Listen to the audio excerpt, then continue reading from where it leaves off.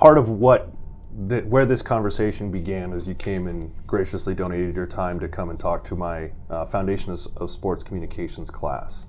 And within that class, we talked a little bit about the relationships of coach to players and those dynamics, the parent and coach relationships, as well as the player-parent relationships. And you had a lot of great answers, and I'd like to try to repeat some of those here.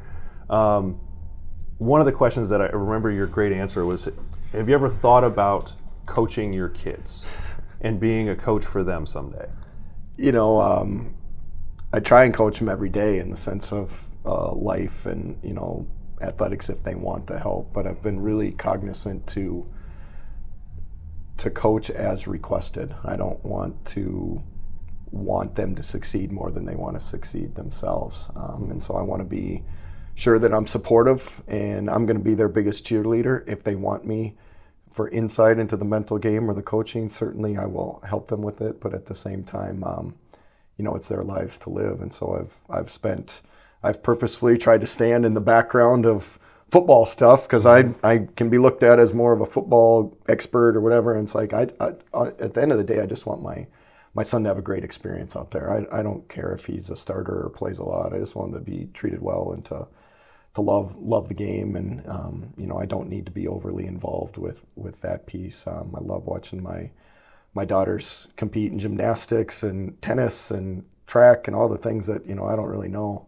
a lot about how to coach, but I think it's important, that you're able to kind of ask the question or answer the question of, why, what is the purpose of your kids being in youth athletics? Are you trying to raise a superstar kid, or are you trying to raise a superstar adult? If it's a superstar kid, you're just whatever, win, go. You're the champion right now of 8th grade youth hockey. Awesome. You know what I mean? Right. But if you have the long view or the end game in mind, okay, what are the skills we're trying to help these kids learn that they're now going to apply to the rest of their life as far as commitment and teamwork and, willing to be part of something bigger than yourself. And I think, sometimes I look at it and would I like to coach my kids?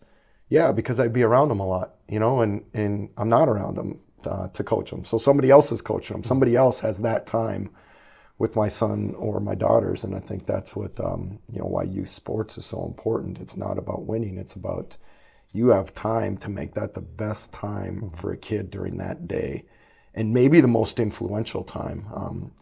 And as long as I think the youth sports coach keep that in mind, that they're building them for the future, not trying to win a 7-year-old championship. I think it's a beautiful thing that's going on because it will help them down the road in the game of life. And I think it's also powerful when you talk about the perspectives that they're hearing every day. Like mom and dad are harping on you to do this way, do this way. And it's nice to have a teacher or a coach who is all of a sudden saying the exact same thing in just a different voice. And all of a sudden the light bulb goes off and you're like, oh, my mom and dad were really trying to do something there. And it isn't just them being hard on me. It's a thing a lot of people who care about me want to happen. And so having some of those other voices reinforce, and sometimes conflict, and maybe create some open-mindedness. And sometimes it's not always going to be the best message, as we've seen in a lot of youth sports. There's a lot of things out there where coaches take some things a little too far, parents take some things a little bit too far, as you mentioned. What are you really there for? But have you ever come across any moments like that where you've had to step in and say something, or is it, hands off? I haven't had to step in and say anything. That's good. I have watched a couple pieces where I've just been like, wow, we are ripping the officials apart here, and we're at a 5th grade football. This is right. Settle down now, or, I've seen different pieces, even just, not necessarily watch my son's practice, but there's 4 or 5 other teams out there practicing at the same time, and I'm just observing, and man, I see the 5th grade team go through a more physical practice of challenging manhood than I would ever put our team through. And I just think, man, that the odds of that young man coming back out for football as a 6th grader is pretty low, and that's a sad deal. And so trying to keep those end games in mind of what is our goal. They're not grown men, they're not NFL players. they're a fifth grader just trying to figure out life and have fun and have some friends and learn a little bit of football along the way. And when you relate what you do, you said you try to coach. I mean, you're a coach. You also try to coach your kids on the game of life, was your words. How important is it for you to, in coaching the young men here for Dragons football, as role models for your family and your son, as you mentioned? But, we see the bigger scope of Dragon athletics and the things, I make the connection with Carla and how her girls treat my daughter on game day. And, high five her and, know her name and say hi to her in the stands after their game is over. How important is it to you to connect what you do here to creating that end game vision in a variety of different men for your family? Without a doubt, our goal is to help them realize that the recipe that hopefully we show them here on building a team, building relationships, being able to work through conflict and adversity is the same recipe that they can take with them to their jobs, to their families, to whatever community they end up being in after they graduate, and hopefully have that opportunity to practice that on their way through here with the people that are closely involved, whether it's my kids, whether it's your kids, whether it's the other student athletes that are in the building, whether it's the other students on campus or professors. You are always writing your story, so to say, and everybody is watching and seeing how that unfolds. And so I think every day is that opportunity.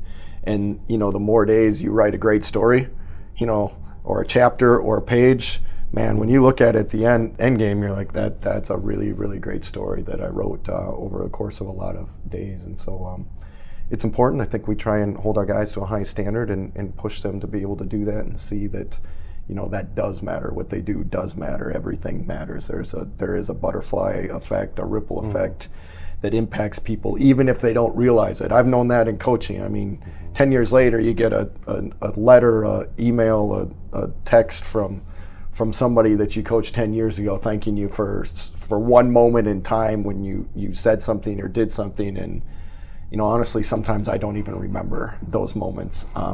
But they're obviously impactful. And so I think what happens in athletics is special, not just for coaches, but I think for the student athletes and everybody involved. I think that's why it captures so many people and brings them together. It's, it's what you talk about at the water cooler. You rally behind your team and you live and die on the weekends with how they play. And, I think it's special. And then when you see that the people involved are real, they're real people and they care, I think it makes it even that much better. Now let's shift into a different kind of relationship. You're kind of coaching your players, but you're saying so many things that I know recruits are hearing. I don't think I'm going off the book and saying everything you've said here, you've said in a living room with mom and dad and recruit in-house. But you also mentioned keeping in touch with alumni, and you have thousands of recruits you've talked to over the years here. You have thousands of players that have gone through this system. You've got parents, you've got alumni, and how do you manage so many relationships as a coach and kind of the figurehead of the reason they're all tied together? It's tough, every year, at the end of the year, you evaluate where you're spending your time and your priorities, and every year it's like, how can we continue to keep spending more and more time with the players that are closest to us? Sometimes you can get drawn out into parents and recruiting and alumni, and all those are important. And then you're like, okay, but I can't forget about, the guys that are closest, and how do we mentor them? And it's definitely a challenge. I think it's definitely something that I look at very closely as to how do we do that. But it is, I think that's one of the things that's so special about football. It creates a family, a brotherhood, if you want to say, whatever it might be, and to be able to continue those on. And so some of those are just strategic things, obviously, that are set up, whether it's a golf tournament that gets you reconnected, whether it's homecoming gets you reconnected. For me, I've got kind of a list of guys that I share podcasts with, and, that creates a little bit of conversation back and forth, and they share them back with me. So it's kind of this continued mentoring relationship as we go through time. But it's an important piece to it. It's the most rewarding, too. how do you make sure, and we just discussed about that living room conversation, how do you make sure that the things you say in that moment, the things you're saying now, are actually what happens once a student athlete signs on to be a Dragon? Yeah, well, obviously, you have to have coaches that buy into that, right? Because I can't be with every single player every single day. It's got, every assistant coach has to be an extension of me, so to say, or of our philosophy, to be able to bring that to the players, and so that they can feel that and they can touch it every day. And then from there it trickles even to the leaders of our team. Those internal leaders, they've got to understand what are the things that we value and what are the standards that we're going to live and play by. And that has to trickle down from there. A lot of times having, whether it's formal meetings with players and picking their brains about how things are going, or it's the conversations in the hallway or, on a bus ride or whatever, and starting to piece together and observe, is what we're saying aligning with what we're seeing? And when there's not, it's trying to make those corrections. I think every winter when we start the season fresh here in the beginning of January, we try and go right back to the basics all the time, of starting simple and picking up your towels in the locker room. And as you go through those things, I think it's always a good reminder that we're back to the basics on all the important pieces of our program. Take me into that room, on that couch. What are you telling me and my family to make sure that I fit the Dragon football program? Well, okay, so it starts with, you got to obviously, you got to want to love football and you want to work hard at it and be great at it. Okay, that's got to be a given. But then you look at it and say, okay, we're going to use these experiences and this platform we have to develop you beyond that as a leader. So you've got to see the value in how is football going to develop me, not just in tackling. Because in your job interviews, you're not going to tell them what a great tackler you are. Okay, you're going to have to tell them, hey, I saw on your resume, you played football. What are you taking from that into this job? You've got to be able to transition that. And so I think somebody that can see the value in that wants that, and so then we're talking about, well, here's how we do those things. Whether it's our leadership classes, whether it's our strategic development on, guys listening to podcasts or book studies or whatever the things that we do. Maybe it's in the fact that, along with that, we want to create a family type atmosphere. And a lot of people say family, but can you come here and feel family on a visit? Can you come here and know that you don't just fit in, but you actually belong? Well, to belong, you need to know, here are the things that we stand for. You know what? You're gonna have to be a guy that wants to do what's right, find a way, keep getting better, and be a great teammate. If those aren't front and center for you, this ain't gonna work. It's just not gonna happen. But if those are the things that you want, all right, well, here's how we build our family. Here's our small group scenarios that we consistently put ourselves in, where we're talking about things that open you up to each other and build connection and trust, and or here's questions we're having that are difficult questions that we need to talk about as a team in a small group of how are we handling this conflict? How do we want to change this? What do we like about practices? What do we not like about practices? And then let's come together and have some ideas that come to the top that allow us to make changes and get better. And so if you're not comfortable having those conversations, or you're not comfortable buying into helping the guys younger than you or underneath you come along and build them up, it's not the place. It's not the place for you. It's just kind of how it works.